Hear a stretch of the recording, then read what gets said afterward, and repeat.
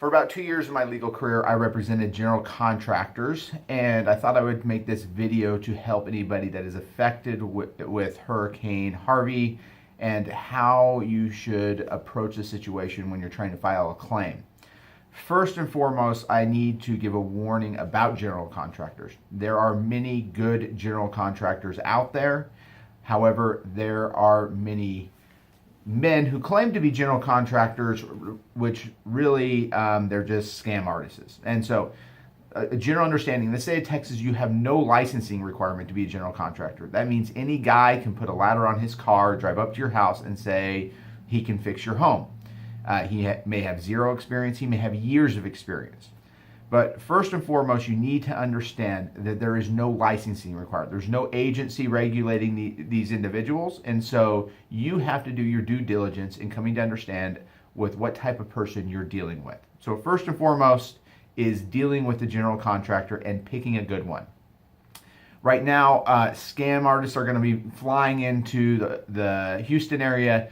And one tactic that they're going to use is they're going to knock on your door and they're going to say something like, hey, look at all the list of people. Either give me $5,000, I'll put you at the top of the list, or you're going to go back here at the bottom of the list if you don't give me cash right now. If someone is doing that to you, they are a scam artist. Do not work with them. Okay, they're just trying to get money out of you, and they're trying to use a situation that you're desperate and trying to get something out of you. Don't give cash at all to any general contractor. Second is you need to really go in and review and find out the history of this person. You know, who are you dealing with? What's going on? If someone's just knocking on your door, then you don't know what kind of history that they have.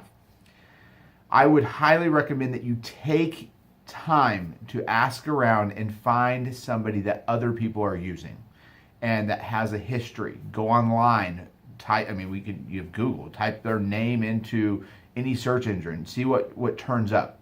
Do not trust and say, well, I'm rated by the Better Business Bureau. I have a A+ rating.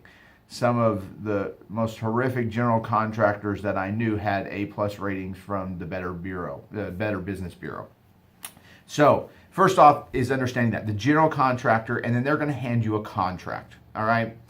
Now, if you sign a contract with a general contractor and he never really does work on your house, courts have held that that general contractor cannot enforce his contract because he's given no consideration for you to sign.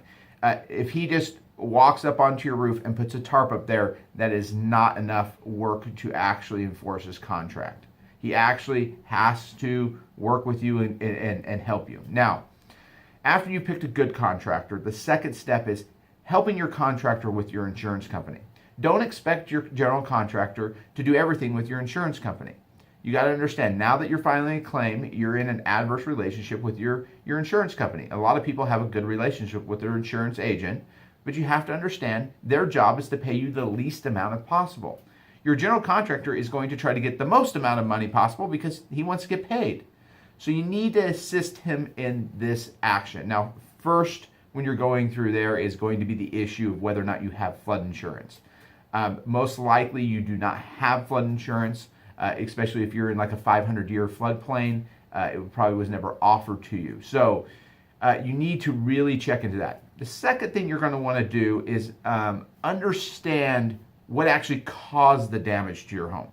Well, you might not have flood insurance. You may have wind insurance. And so wind damage may have caused damage. It may have blown out your windows. A fire may have started in your home, and that's what caused the damage. You need to really identify what actually caused the damage to your home. Also within there, you need to understand that the people that work for insurance companies are not bad people. They need evidence. If you want their help, what they need from you is the ability for you to prove that you actually suffered damage. There's many people who file fraudulent claims against insurance companies. And so the insurance adjusters who are on the other side trying to get this done need to create a file, and they need all the proper paperwork in place in order for them to approve things. So take video of the damage that was done to your house.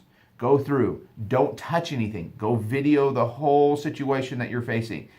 And as you go through there, Document everything that you've lost. If you have pictures of things that you had before that are now lost and you can't find, pictures of rooms and stuff like that, get all that together. Get all the paperwork together. Make it easy for that adjuster to approve your claim and to get you paid for all the losses that you have suffered. Okay? But that's the second group that you're going to be going against or trying to work with in this situation is going to be the insurance company. Last is understanding, if you may have heard that there was a change in the law. It's not a significant change in the law, but it is a change in the law after September 1st. If you file your claim, you're going to be affected in some ways with the insurance company that they don't have as many penalties. Now, as long as you have everything in line, everything's put together correctly, you shouldn't have to worry about that as much. But it is something you should look at. I mean, if it's really affecting you, see if your representative voted for that law. Make that a consideration. Now, after all that, there's also other government programs that are going to come out. FEMA will have some ability to file claims with it. There's going to be a bailout package. There always has to be in these types of situations. And so look for opportunities to file things with FEMA and other organizations. For example, if you own a business, you might go after the Small Business Administration. Last is, what if the insurance company's not going to cover it and you have this damage to your home? You might have to look at doing some type of line of credit on your house in order to get things fixed. And that just, I mean, if at the end of the day that's all you have to do, that's all you have to do. If you don't have any extra cash laying around to fix your home, but you need it fixed, right now property values have increased in Texas steadily over the last 5 years, and so you probably have some equity there. Be very careful though when you're going to the mortgage lenders, because there's ways to do this less expensive without taking out a full-blown loan on your home, where a mortgage loan officer would make a high commission selling that to you. So understand there are different options available to you. I would highly advise, if you're in this situation, to try to speak with an attorney that understands these situations. Just call around, ask different attorneys if they know somebody that deals with insurance claims, and you'll probably find somebody that understands kind of what you need to do. The best situation that I would always do is just ask for a consultation and pay for it.